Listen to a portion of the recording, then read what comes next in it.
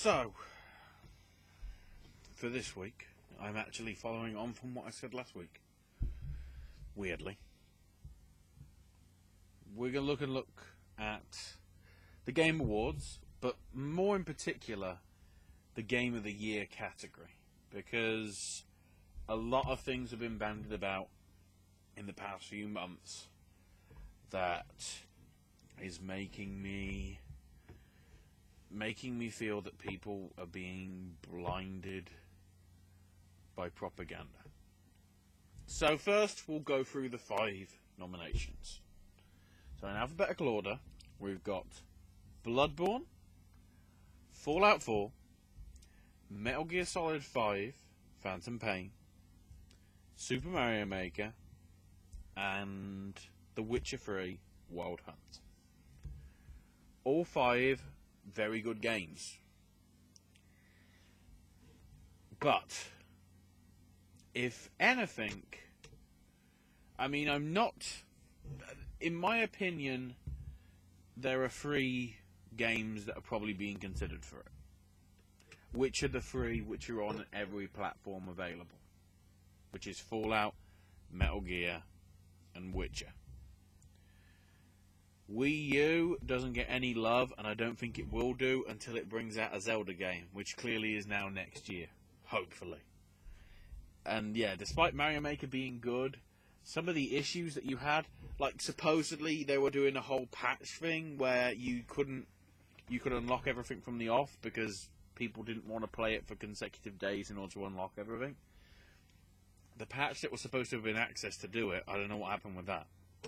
Never heard anything else from it since, but it's a good game. Only problem is if you try and play it now, there are so many levels that are Kaizo Mario based, in which they basically seem impossible, but clearly must be possible because somebody managed to complete them.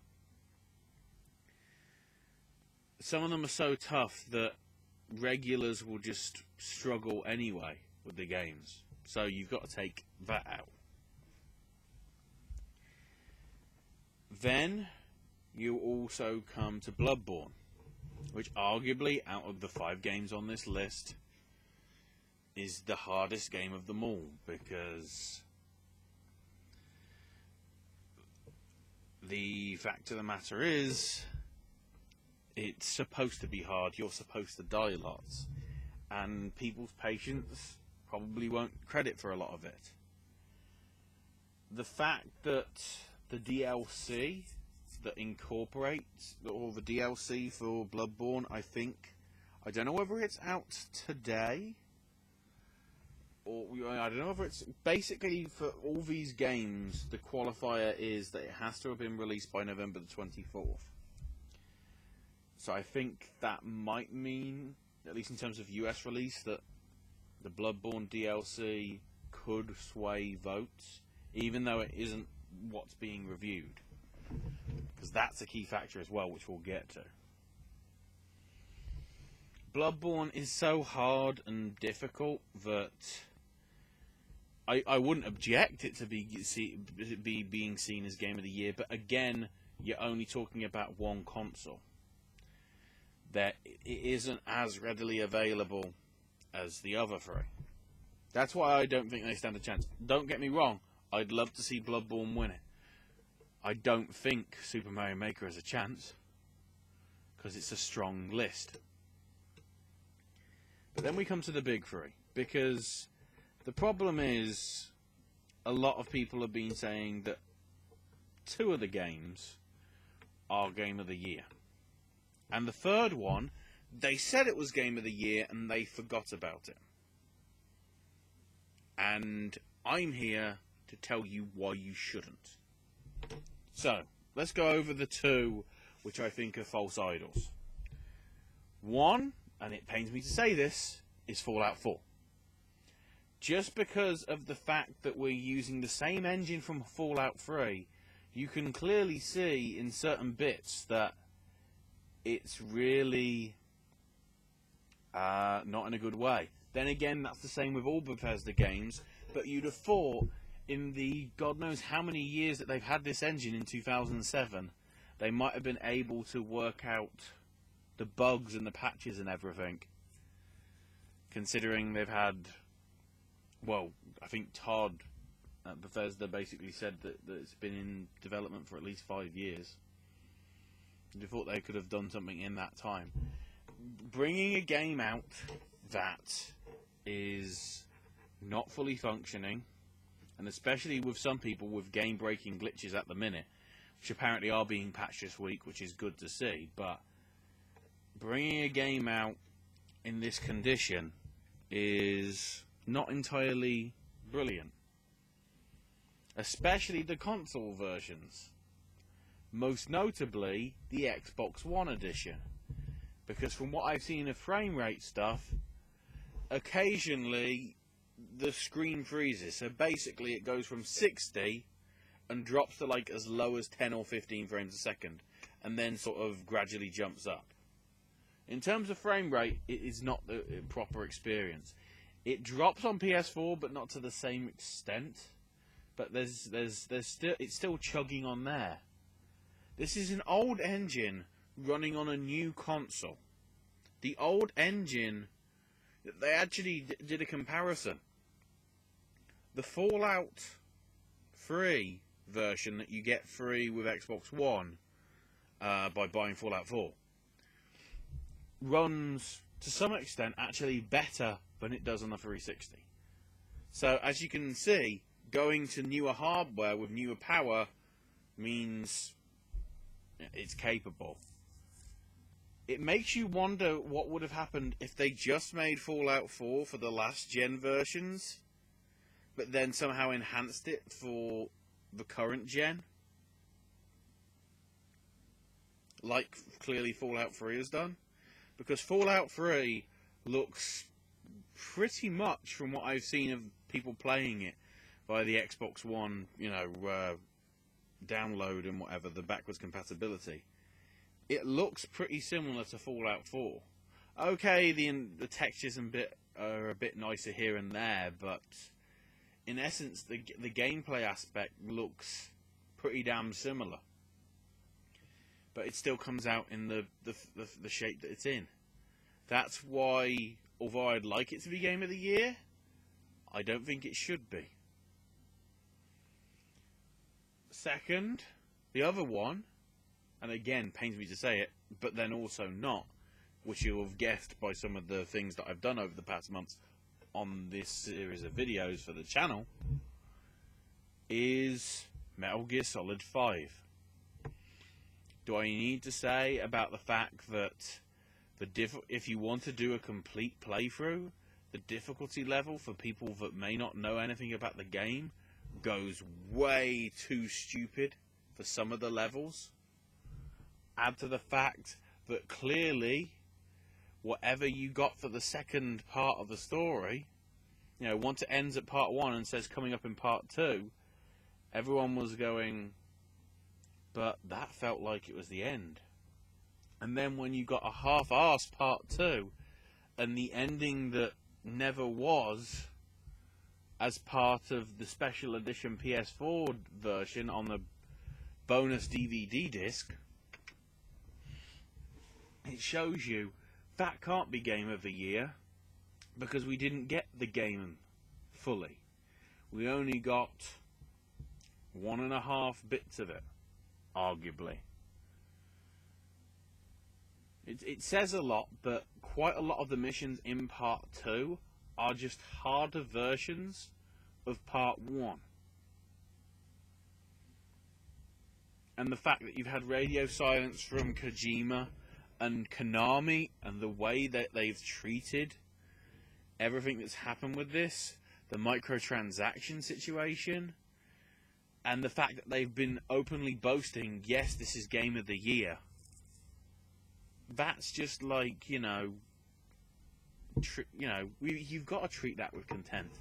If they're so biased as if to go, oh yeah, this game is clearly going to be Game of the Year, it's if you're trying to tell yourself that this game is really good.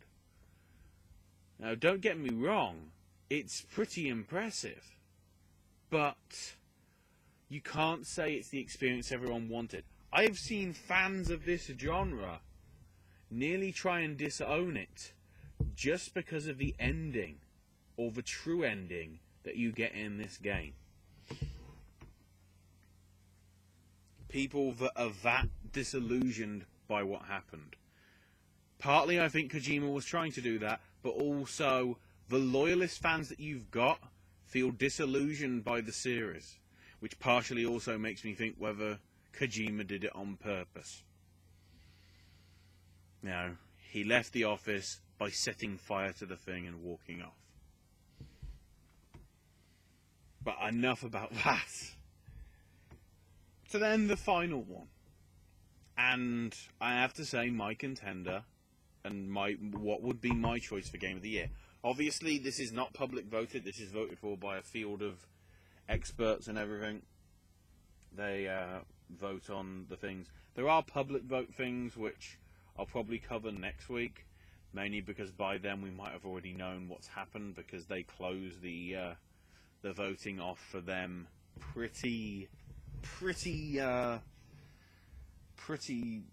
close to sort of next week, just so that by the time that the award ceremony's on, which is December 3rd, which will be that will be Thursday.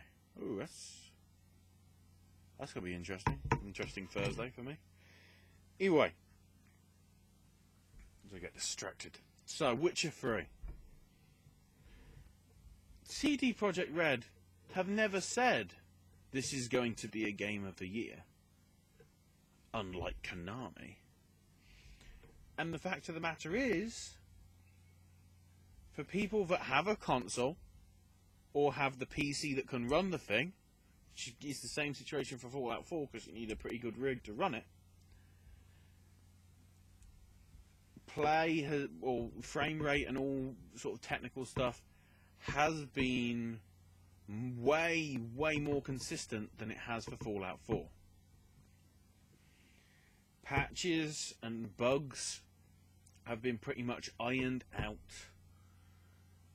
within weeks of the game happening. I know it's unfair because of Fallout and everything, but literally some of the updates for Witcher have been practically every couple of days, tweaking stuff here and there. You've then got to add into the fact, and this is what should be acknowledged, whether it will be, I don't know, and considering it's Jeff Keighley, Metal Gear's probably already won, is the DLC issue. Metal Gear had DLC, but it was in the form really of microtransaction stuff, which pissed off a lot of fans. Fallout 4 has a season pass, despite the fact we don't know what the real content of it is. And they haven't really stated what it is. Bloodborne didn't, but they introduced it, at E3, which was 2 months after the game came out in April. So even that's fair.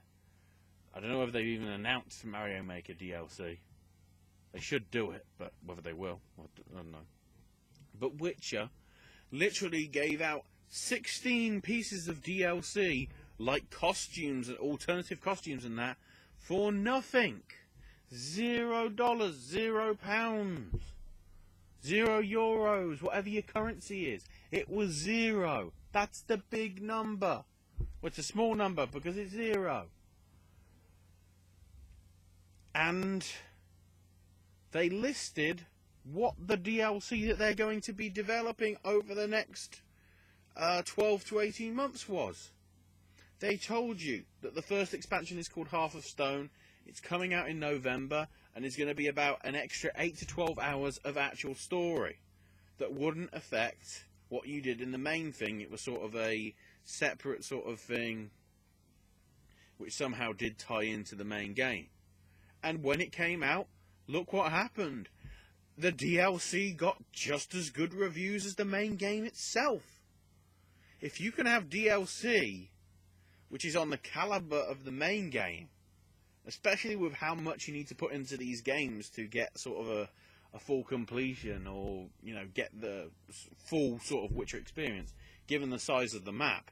And, you know, we know about sizes of the maps, especially with Bloodborne and Metal Gear and Fallout, and to a lesser extent because you can make them levels go on for as long as you want, arguably. Super Mario Maker, clearly size of the world or size of things you can create is way a key factor. And the thing that you have to acknowledge is at least all the games in this year are ones that will take you a long time to master. It's not like a blink and you miss it sort of thing, because a lot of people didn't agree with Destiny. At some awards thing got Game of the Year, which I think on hindsight was a big mistake.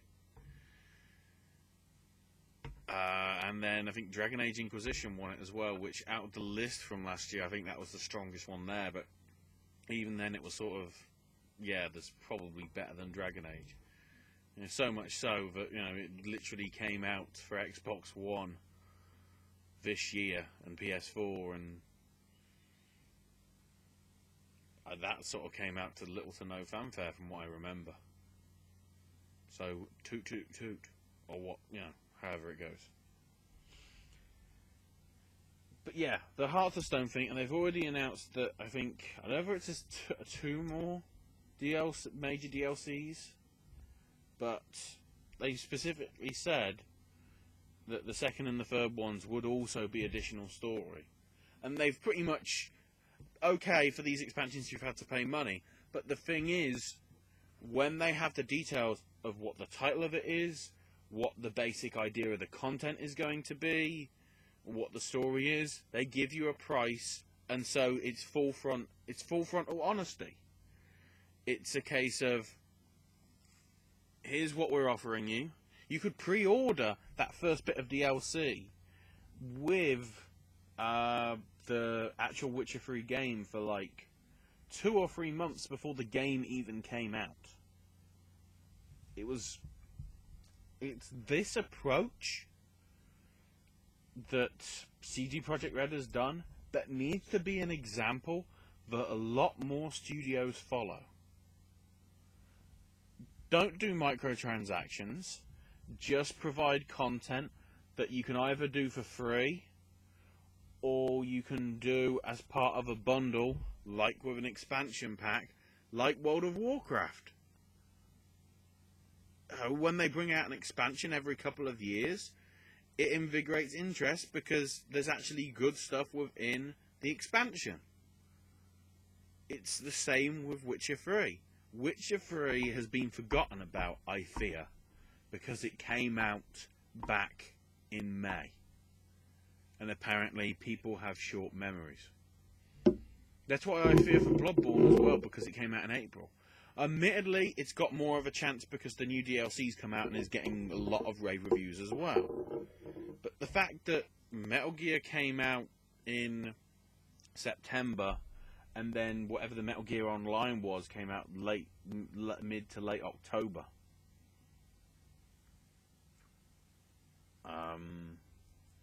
And obviously Fallout 4 being released only a few weeks back. They're the ones that are getting all the hype and all the attention. But this industry might actually change its ways of stuff if everybody gave Witcher 3 Game of the Year. Mainly because 8 years ago, Fallout was a thing. 8 years ago, Metal Gear Solid was a thing. 8 years ago, I think Mario was a thing.